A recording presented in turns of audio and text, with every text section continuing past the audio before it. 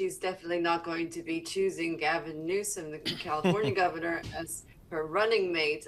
So that's off the table. She is going to try to work hard to strengthen her bona fides as a prosecutor and as a California district attorney. She's going to try to be tough on law and order, I think.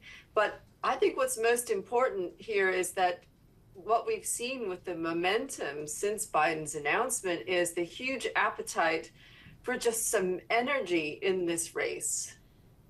So is that energy, how can Vice President Harris take that energy and form a real coherent message?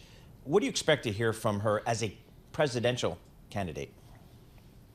Well, it certainly looks like her operation has hit the ground running. If you're not online or on what we now call X, you're missing out, because you can see in real time how her campaign headquarters, virtually have been set up with some branding echoes that are very familiar to Gen Z and younger people.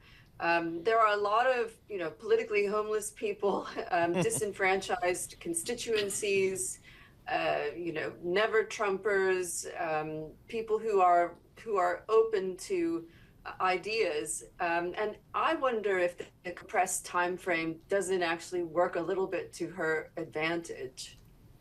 So what do you think? I mean, I guess one of the first decisions she needs to make as a candidate is to select a vice presidential candidate. How do you think she'll go there?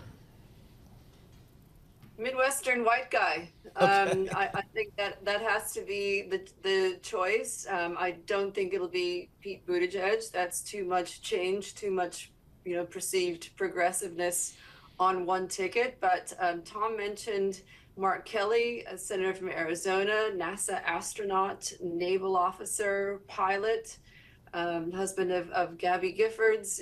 He would be an interesting choice. And obviously Arizona is a key battleground state. Bashir is another interesting candidate, could go head to head with J.D. Vance on Appalachia. There are some good names in the mix. Right. But that's the kind of ticket that I would expect to see, someone who would complement Harris and ideally could deliver a big swing state.